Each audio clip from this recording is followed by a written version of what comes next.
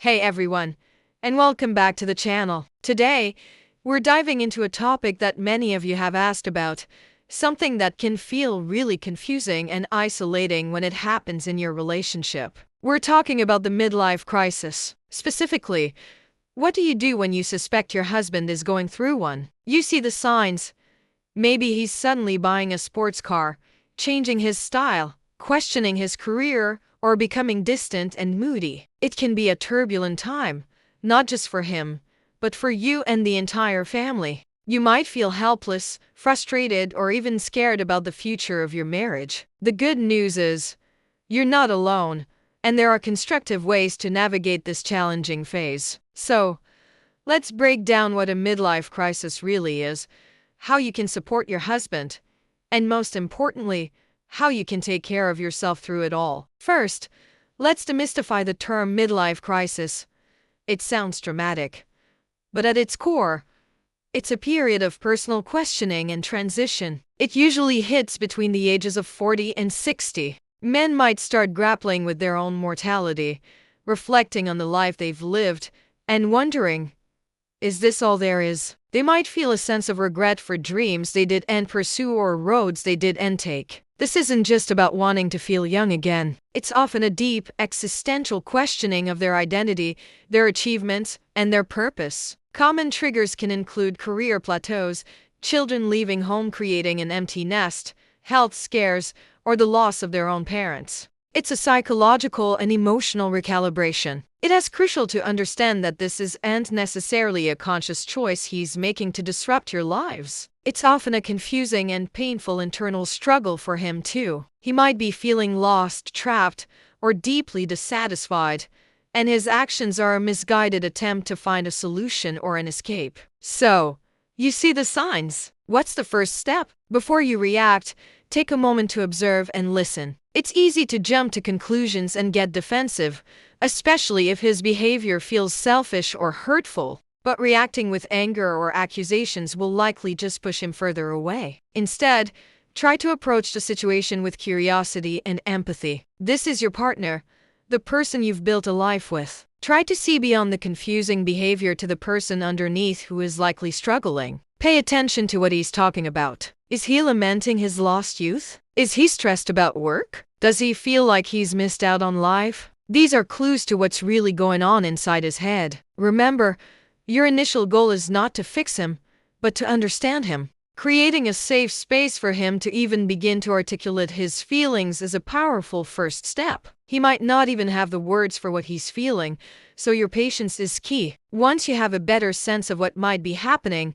it's time to communicate. But this has to be done carefully. Don't start the conversation with, "I think you're having a midlife crisis." That label can feel judgmental and immediately put him on the defensive. Instead, choose a calm, private moment to talk. Use I statements to express how his behavior is affecting you. For example, instead of saying, "You're so distant and you never talk to me anymore," you could say, "I've been feeling a bit lonely lately, and I miss our conversations. I've noticed you seem to have a lot on your mind, and I want you to know I am here for you if you want to talk about it." This approach is non-accusatory. It opens the door for dialogue rather than slamming it shut with blame. The goal is to reconnect and let him know you're on the same team, ready to face this together. Be prepared that he might deny anything is wrong or shut down completely. Don't force it. Just plant the seed that you're there for him, and you can try again later. As you navigate this, it's also a good time to look at the relationship itself. A midlife crisis can sometimes highlight pre-existing issues in a marriage. Have you both been running on autopilot? Has the romance and connection faded amidst the responsibilities of work, kids, and daily life? Instead of just focusing on his crisis, think of this as an opportunity to reevaluate and strengthen your bond. Suggest new activities you can do together, things that break the routine. Maybe it's taking a dance class, planning a weekend getaway to a place you've never been, or starting a new hobby together. The goal is to create new, positive memories and remind both of you why you fell in love in the first place. Reintroducing fun and novelty can be a powerful antidote to feelings of stagnation for both of you. It shifts the focus from what's wrong to what you can build together moving forward. Now, let's talk about boundaries. Supporting your husband does not mean you have to tolerate destructive or disrespectful behavior. It's one thing if he wants to take up marathon running or learn to play the guitar. It's another thing entirely if he's making reckless financial decisions, engaging in affairs, or treating you with disrespect. You need to be very clear about what you will and will not accept. It's perfectly reasonable to say something like, "I support you in finding what makes you happy, but I will not tolerate being lied to," or "we need to make major financial decisions together. I'm not okay with you making large purchases without us discussing it first." Setting and holding firm boundaries is not about controlling him. It's about protecting yourself, your family, and the integrity of your marriage. It shows self-respect, and frankly, it often earns you more respect in the long run. Don't be afraid to establish these lines in the sand. One of the most powerful tools at your disposal is professional help. Suggesting therapy can be a delicate subject,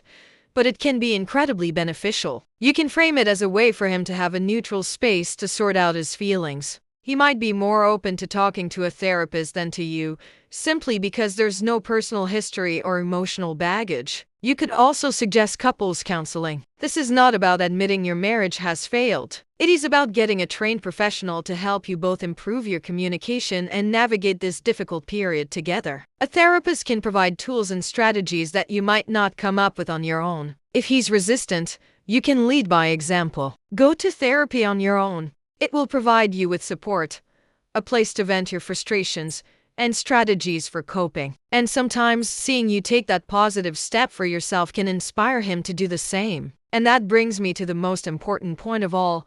You must take care of yourself. This is non-negotiable. You cannot pour from an empty cup. His crisis can easily consume you if you let it. You might find yourself obsessing over his every move, feeling anxious all the time, and neglecting your own needs. You have to consciously fight against this. Make time for your own hobbies, your friends, and activities that bring you joy and peace. Exercise, eat well, get enough sleep. Lean on your support system. Talk to trusted friends or family members who will listen without judgment. Remember your own identity outside of being a wife and mother. His journey of self-discovery doesn't mean you have to lose yourself. In fact, focusing on your own growth and happiness makes you more resilient. It also models healthy behavior and can make you more attractive to your partner, reminding him of the strong, vibrant person he married. Finally, try to practice patience and perspective. A midlife crisis isn't a weekend flu. It's a season,